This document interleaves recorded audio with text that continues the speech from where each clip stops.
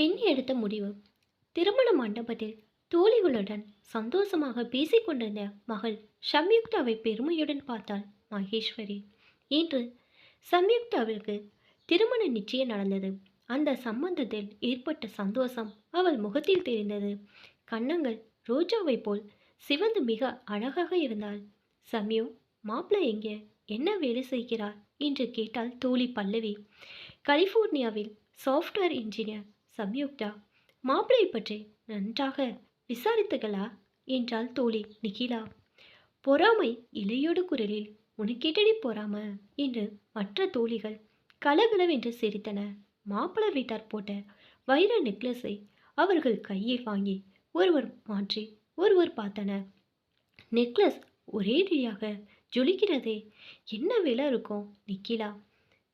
கிப்பர்லியர்லேருந்து வைரக்கற்களை வர வைத்து வீட்டிலே ஆசாரிகளை வைத்து கட்டினார்களாம். சுலையா 40 லட்சம் ஆகியதாம் சம்யுக்தா. எல்லோரும் வாயை பிளந்தனர். Original blue ஜாக்கர் வைரமாம். என் மாமாவும் சித்தப்பாவும் போய் டெஸ்ட் செய்து கொண்டு வந்தார்கள் சம்யுக்தா. அப்பா, இதன் விலையில் ஒரு வீடே வாங்கலாம் போலிருக்கே, ஆச்சரியப்பட்டாள் பல்லவி. ஆஃப்டரால் ஒரு நெக்லஸை பற்றி இத்தனை ஆராய்ச்சி செய்திருக்கிறார்களே, மாப்பிள்ளை பற்றி எவ்வளோ விசாரித்திருப்பார்கள். பாவம் மாப்பிள்ளை என்று ஒருத்தி கலாட்டை செய்ய எல்லோரும் சிரித்தனர். என்னை கலாட்டை செய்வது இருக்கட்டும், நம் கிளாஸ்மேட் ஸ்ரீதர், அகிலேஷ் எல்லாரும் வந்திருக்காங்களே, அவங்கள கவனித்தீங்களா சம்யுக்தா? கல்யாண பெண்ணு நீ, நாங்கள் விசாரிக்க வேண்டாமா? கலாய்த்தாள் நிக்கிலா. பல்லவி மட்டும் அருகில் வந்து ரகசியமாக, சம்யு, ஸ்ரீதர் முகம் சரியாக இல்லை, அவனிடம் கொஞ்சம் பேசக்கூடாதா என்றாள். முட்டாள் மாதிரி பேசாத, அவன் சம்பந்தமே இல்லாமல் ஏதோ நினைத்து கொண்டால் நான் என்ன செய்ய முடியும்?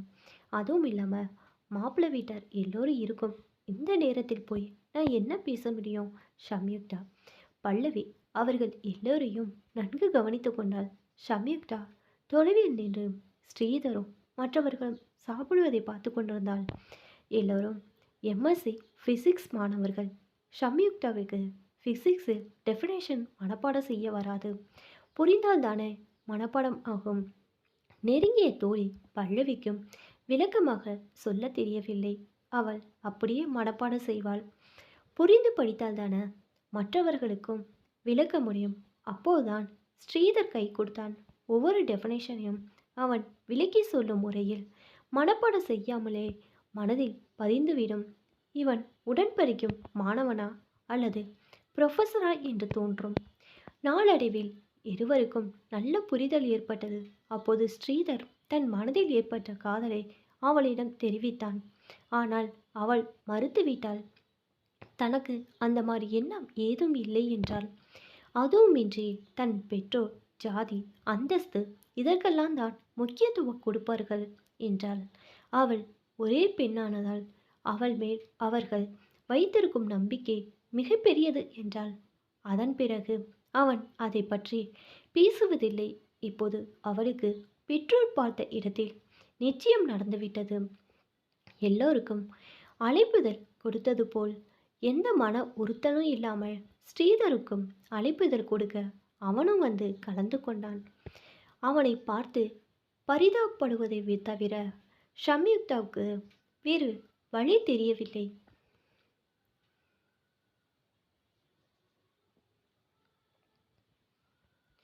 விருந்து முடிந்து சம்யுக்தாவிடம் விடைபெற்ற ஸ்ரீதர் உட்பட எல்லோரும் வந்திருந்தனர். அகிலேஷ் தான், எப்போது திருமணம்? அமெரிக்கா போன பிறகுது எங்களை மறந்து விடாதே என்றான். அவருக்கு ஏதோ ப்ராஜெக்ட் முடிய வேண்டுமாம். அதற்கு 4 மாதம் ஆகும் என்கிறார்கள். அதற்குள் நம் இறுதி தேர்வும் முடிந்துவிடும். அதனால் என் பெற்றோரும் சம்மதித்து விட்டனர் என்றாள் சம்யுக்தா. நிச்சயம் முடிந்து சில நாட்கள் ஆர்வமாக வந்த மாப்பிள்ளையின் பெற்றோர் பிறகு வருவதை நிறுத்திவிட்டனர். திருமணம் செய்து வைப்பதும் ஆர்வம் காட்டவில்லை. சம்யுக்தாவின் பெற்றோருக்கு தான் வயிற்றில் நெருப்பை கட்டியது போல் இருந்தது. சில உறவினர்களோடு போய் திருமண நாள் குறிப்பது பற்றி பேசினர். அதற்கும் பொறுப்பான பதிலில்லை. பிரகாஷ் பூனாவில் உள்ள அவர்கள் கம்பெனிக்கே வந்துவிடுவான். பிறகுதான் திருமணம். உங்களுக்கு காத்திருக்க முடியாது என்றால் வேற இடம் பார்த்து கொள்ளுங்கள் என்றனர் திட்டவட்டமாக. அவர்களிடம் போராடி ஒரு வழியாக பிரகாஷின், அதாவது மாப்பிள்ளையின் டெலிஃபோன் எண்ணும் முகவரியும் வாங்கி கொண்டு திரும்பினர். ஆனால் எத்தனை முயற்சித்தும் அவனுடன் ஃபோனில் தொடர்பு கொள்ள முடியவில்லை. 2 வருடங்கள் ஓடிவிட்டன. சம்யுக்தாவின் அம்மா மகளின் திருமணம் நடக்கவில்லை என்ற ஏக்கத்திலே போய் சேர்ந்து விட்டாள். மனக்கவலையுடன் தன்னையே சுற்றி சுற்றி வரும் தந்தையும் இழந்துவிட்டால் என்ன செய்வது என்று பயந்தாள் சம்யுக்தா. தைரியத்தையும் தெளிவையும் வரவழைத்து கொண்டாள். சந்தோஷமாக இருப்பது போல் காட்டிக்கொண்டாள். அதனால் தன் தோழிகளையும் அப்பாவின் நெருங்கிய நண்பர்களையும் அடிக்கடி வீட்டுக்கு அழைத்தாள். இதனிடையில் டோஃபல், ஜிஆர்இ போன்ற பரீட்சைகளில் நல்ல மதிப்பெண்களுடன் தேறி அமெரிக்காவின் 2 புகழ்பெற்ற கல்லூரிகளில் முழு உதவித்தொகையுடன் அட்மிஷனும் வாங்கி கொண்டாள். அமெரிக்கா என்றவுடன் அப்பா பயந்தார். ஏன் சம்யுக்தா, அந்த பிரகாஷை மறக்க முடியவில்லையா? அப்பா, திருமணம் நின்றதில் எனக்கு எந்தவித வருத்தம் இல்லை. இப்படிப்பட்ட ஒருவனுடன் திருமணம் நின்றதில் சந்தோஷமே. ஆனால் நம்மை மொத்த குடும்பமும் சேர்த்து ஏமாற்றிவிட்டதை, என் அம்மாவை நான் இழந்ததை என்னால் மறக்க முடியாது. அவன் அதற்கு பதில் சொல்லியே ஆக வேண்டும். டெக்சாஸ் மாகாணத்தில் ஆக்ஸ்டின் பல்கலைக்கழகத்தில் அவளுக்கு எம்எஸ் படிக்க இடம் கிடைத்திருந்தது. எமிரேட்ஸ் ஃப்ளைட்டில் ஏறும் கேட்டில் சம்யுக்தா காத்திருக்கும் போதுதான் ஸ்ரீதரும் வந்தான். இவளை பார்த்து முதலில் திகைத்தவன் பிறகு சகஜமாக பேசலானான். சம்யுக்தா, எப்படி இருக்கிறீங்க? இது டாலஸ் போகும் ஃப்ளைட். நீங்கள் கலிஃபோர்னியா தானே போக வேண்டும்? எனக்கு ஆக்ஸ்டின் ஸ்டேட் பல்கலைக்கழகத்தில் எம்எஸ் படிக்க இடம் கிடைத்திருக்கிறது. நீங்கள் எப்போது யுஎஸ் வந்தீங்க? நான் இங்கு வந்து 1 வருடம் ஆகிறது. நாசாவில் சயின்டிஸ்டாக வேலை செய்கிறேன் என்றவன் தன் ஃபோன் நம்பர், முகவரி அடங்கிய ஐடி கார்டு ஒன்றை கொடுத்தான். எந்த உதவி வேண்டுமானாலும் தயங்காமல் உடனே ஃபோன் செய்யுங்கள். எப்படி கேட்பது என்ற தயக்கம் வேண்டாம். நாடு விட்டு நாடு வந்த பின் நாம் தான் ஒருவருக்கொருவர் உதவியாக இருக்க வேண்டும்.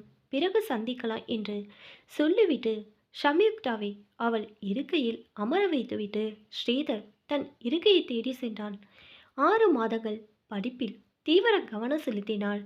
ஆக்ஸ்டின் நகரம் முழுவதையும் நன்கு தெரிந்து கொண்டாள்.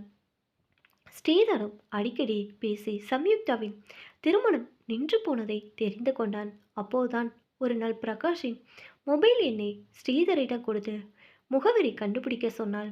இருவரும் பிரகாஷ் வீட்டிற்கு சென்றனர். தனி பங்களா. வீட்டிற்கு வெளியே பச்சை பச்சை என்று பெரிய புல்வெளி. ஒரு மரத்தில் குழந்தைகள் விளையாட ஊஞ்சல். வெளியே விளையாட்டு பொம்மைகள் இறைந்து கிடந்தன. காலின் விலை அழுத்தினால் பிரகாஷ் தான் வந்து கதவை திறந்தான். அவன் பின்னால் ஒரு சீன பெண்ணும் ஆணும் பெண்ணுமாக 2 குழந்தைகளும். பிரகாஷும் சம்யுக்தாவை பார்த்தவுடன் நிலைமையை புரிந்து கொண்டான். ஸ்ரீதர் சம்யுக்தாவின் கையை அழுத்தி உணர்ச்சிகளை கட்டுப்படுத்தி கொள்ள சைகை காட்டினான். பிரகாஷ் தனது தவறுக்கு மன்னிப்பு கோரினான். சம்யுக்தாவும் ஸ்ரீதரும் அமைதியாக வெளியேறினர். இருவரும் ஒன்றும் பேசவில்லை. அருகில் இருந்த சீன ரெஸ்டாரண்டிலிருந்து இருவருக்கு பிடித்த நூடுல்ஸும் சூப்பும் வாங்கி வந்தான். அவளை சாப்பிட வைத்து பிறகு தானும் சாப்பிட்டு விட்டு கிளம்பினான். 2 நாட்களாக அவளிடமிருந்த எந்த செய்தியும் இல்லை. ஸ்ரீதர் ஃபோன் செய்துவிட்டு சம்யுக்தாவின் அப்பார்ட்மெண்ட்டுக்கு சென்றான். அவள் தெளிவாக தான் இருந்தாள். ஆனால் எப்போதும் அவள் முகத்தில் காணப்படும் அழகான சிரிப்பு தான் மிஸ்ஸிங். வாங்க ஸ்ரீதர், 2 நாளா நிறைய வேலை, அதோடு இறுதி தேர்வுக்கும் தயார் செய்ய வேண்டியிருந்தது. அதனால்தான் கூப்பிட முடியவில்லை. சம்யுக்தா, பரவாயில்ல. ஆனால் உன் முகத்தில் சிரிப்பை காணுமே. ஏன், பிரகாஷை பார்த்துவிட்டு வந்ததாலையா? இல்லை, அவனை பார்த்துவிட்டு வந்த பிறகு ஒரு விடுதலை உணர்ச்சி தான். பிறகு ஏன் உன் முகத்தில் ஏதோ சிந்தனை? ஓ, அதுவா? ஜாதி அந்தஸ்து எல்லாம் பார்த்து நாம் என்ன சாதித்தோம்? என் பிரியமான அம்மாவை இழந்தேன். அப்பா நடைப்பிணமாக சுற்றி வருகிறார். நான் யாருமற்ற அனாதையானேன். பிரகாஷ் ஜாதியை பார்த்தானா, அந்தஸ்தை பார்த்தானா? நன்றாக தானே இருக்கிறான். நான் அவனை பார்த்து பொறாமைப்பட்டு சொல்லவில்லை. இந்த விஞ்ஞான உலகத்தில் ஜாதி அந்தஸ்து எல்லாம் தேவையா என்று யோசிக்கிறேன் என்றாள். ஏதோ வகுப்பில் பாட இருக்கும் ஆசிரியர் போல். நல்லது. அப்படி நீ நினைப்பது உண்மை என்றால் என்னை ஏற்றுக்கொள்வாயா? ஆனால் என்னை ஏற்றுக்கொண்டாலும் இல்லாவிட்டாலும் நான் உனக்காக இருப்பேன். அதனால் நீ என்றும் அனாதை இல்லை. இவ்வளவுக்கு பிறகும் நீங்கள் என்னை ஏற்றுக்கொள்வீர்களா? கட்டாயம். ஏமாற்றங்களை சந்தித்த பிறகுதான் நமக்கே நல்ல பக்குவம் வருகிறது. பூமியில் இருப்பதும் வானத்தில் பறப்பதும் அவரவர் எண்ணங்களே அல்லவா? நீ சரியென்றால் இப்போது கூட பதிவு திருமணம் செய்து கொள்ளலாம். இப்போது எப்படி முடியும்? இன்னும் ஒரு தடை இருக்கிறதே. தடையா? என்றான் அதிர்ச்சியுடன். பிரகாஷ் வீட்டில் கொடுத்த வைர நெக்லஸை நான் திருப்பி தந்தவுடன் நம் திருமணம்தான். சந்தோஷம்தானே என்றாள் சம்யுக்தா.